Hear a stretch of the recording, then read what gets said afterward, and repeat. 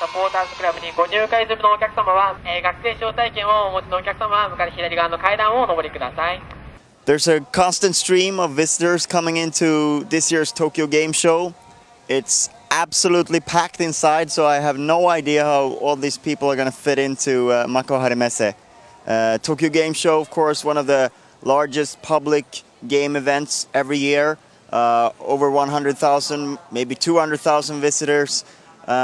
For 2 days it's open to the public, and there's plenty of games that have been shown, a lot of craziness, a lot of cosplay, people dressing up as their favorite game characters. There's a lot going on in the show floor, and we hope to bring you all the best of that right now. Welcome to Tokyo Game Show! The art of surviving Tokyo Game Show is also the art of killing off time. Either you can sleep it off anywhere, anyhow, or you could pick up your Nintendo DS and just start playing, or maybe your PSP, but you know, most people use a DS here. So I think that's the key, because waiting is the main activity at Tokyo Game Show.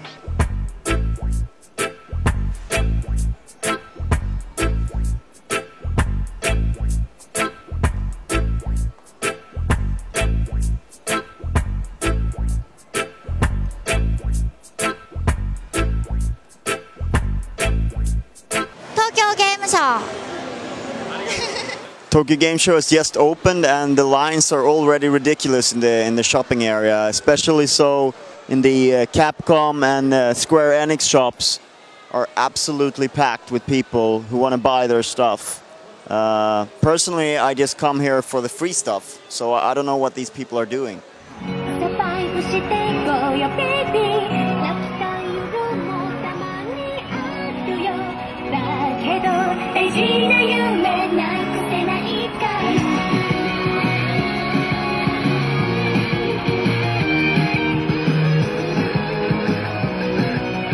So I understand you have the new turbo button.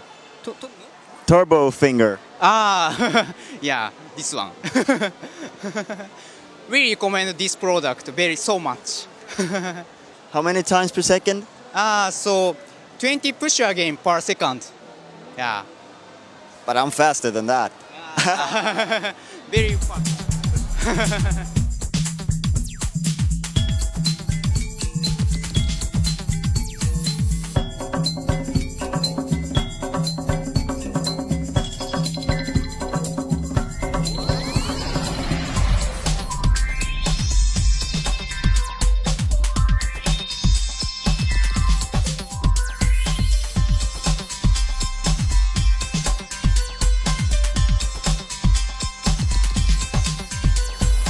We're standing outside Kids Corner here at Tokyo Game Show. For obvious reasons, we cannot film anything inside, but most publishers have their family-friendly titles on display inside this enclosed area here in the 8th hall of Tokyo Game Show.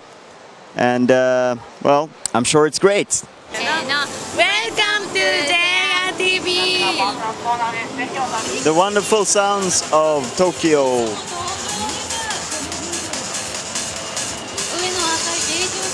You may find it a little bit strange that there's a long line to change clothes here at Tokyo Game Show, but of course that's for those who like to participate in cosplay.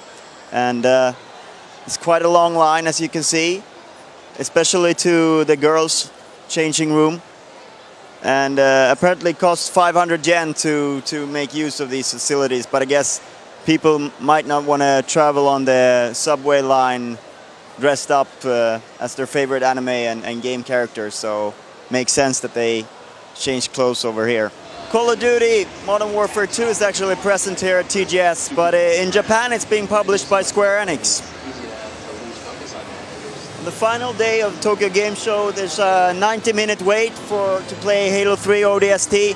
Actually, yesterday was 180 minutes, and Microsoft are bribing people a little bit by handing out a t-shirt to everyone who plays. But as you can see, it's a pretty massive line for a game that's already out in Europe and the US. Tokyo Game Show on GRTV. Gran Turismo 5 is playable here on the show floor, and it was actually given a fixed release date, March next year. It seems one of the favorite ways of spending time at TGS is actually to stand around and watch trailers for half an hour or something. This is the Square Enix booth, and people have been standing here for quite a while to watch all the new trailers from the Final Fantasy games and Nier and whatever else they have to show here at TGS.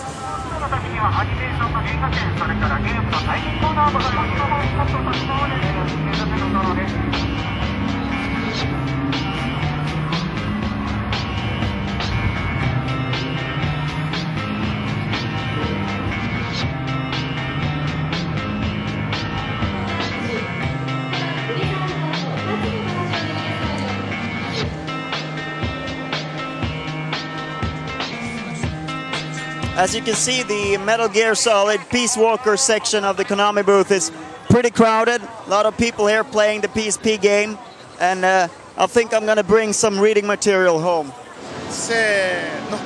Welcome to Tokyo Game Show!